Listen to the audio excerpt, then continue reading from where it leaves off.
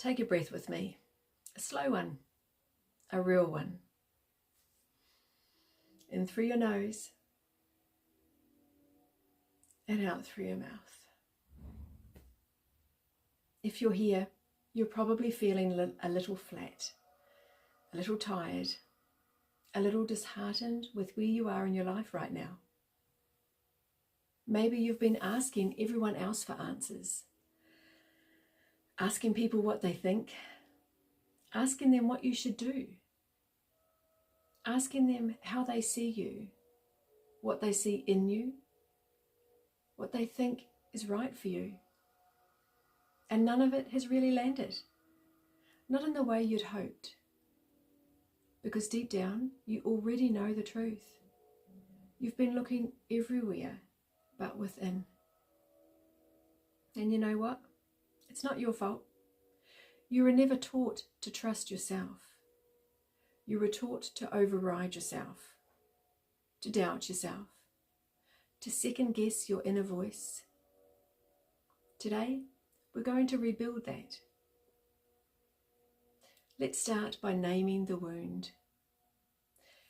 Where self-trust was lost, most people think their lack of self-trust is a personal flaw, a weakness, even a failure, something they should have figured out by now. But I believe the answer is far more compassionate and far more freeing. You don't trust yourself because you were never taught to. In fact, you were probably taught the opposite. From childhood, you were trained to ignore your own body's wisdom. You were told, "You're fine. Don't make a fuss. Be good. Don't be difficult. Stop being sensitive." Any of those sound familiar? Every time you were told your feelings were too much, you learned, "My inner world is not trustworthy." This is the first fracture in self-trust. Maybe you grew up in a home where your feelings weren't taken seriously. Maybe you learned to keep the peace. Maybe you became the responsible one, the strong one, the one who held everything together. And in that role, you slowly stopped listening to yourself. You learned to ask others for clarity. You learned to ask others for direction. You learned to ask others for your truth. I know this because I did it too. I used to ask people to tell me who I was, not because they knew me better, but because I didn't trust myself to know. Self-trust doesn't erode in one big moment. It erodes in 1,000 tiny ones. And when you realize you don't trust yourself anymore, it feels like a quiet heartbreak. But you can rebuild it. Let's try a practice together. Returning to your body. Before we go deeper, I want to give you something practical. Place one hand on your chest and the other on your belly. As you breathe in and out, I want you to feel the rise and feel the fall. Feel the warmth of your own presence. You cannot trust yourself if you're not in yourself. Just notice. Is your breath shallow or deep? Is your chest tight or open? Is your belly soft or clenched? There's no right answer, there's only awareness. Awareness is the first step of self-trust, because you cannot trust what you do not notice. Do you know the difference between intuition versus fear. Your intuition never left you. You just stopped hearing it. Intuition is quiet. It's neutral, steady. It doesn't push. It doesn't panic. It doesn't demand. Intuition whispers. Intuition nudges you. Intuition expands you. Fear, on the other hand, is loud, urgent, dramatic. Fear contracts, fear tightens, and fear rushes. Intuition feels like a soft yes, and fear feels like a hard what if. To hear your intuition again, you don't need to try harder. You need to soften, slow down, create space. Let the noise settle. Your intuition speaks first.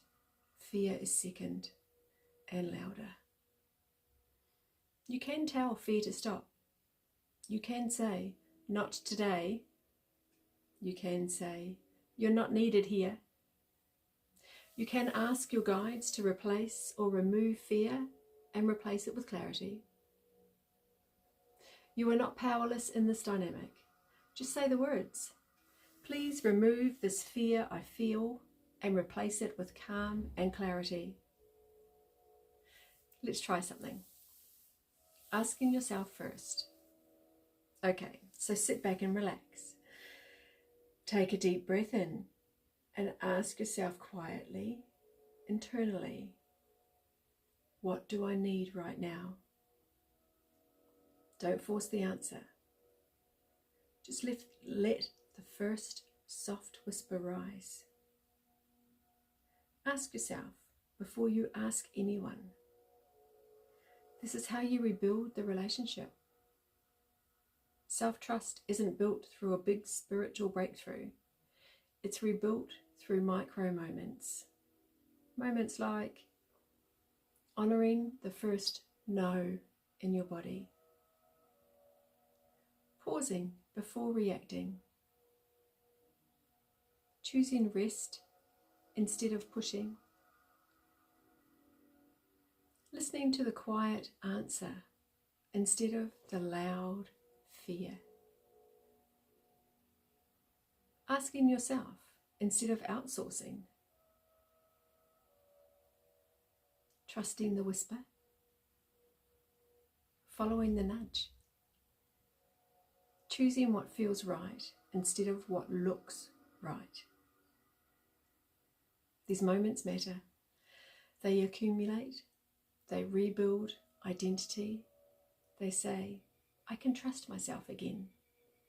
I can hear myself again. I can choose myself again. A big part of trusting yourself is ensuring your nervous system is calm. Let's look at why you freeze, panic, or doubt. You cannot trust yourself when your nervous system is in survival mode. When you're overwhelmed, your body isn't trying to give you clarity, it's trying to keep you alive. So if you've ever wondered, why can't I hear my intuition? Why do I freeze when I need to choose? Why do I panic when I try to trust myself? It's not because you're weak. It's because your body doesn't feel safe yet. Self-trust requires safety. Safety requires regulation. And regulation requires gentleness. This is why slowing down works. This is why grounding works. And why breath work works. Not because they're spiritual cliches, but because they bring you back to your body, into a state where intuition can be heard. Here's a simple way to reconnect with your intuition. The softness method. Ask your body what feels softer. Not what's right. Not what makes sense.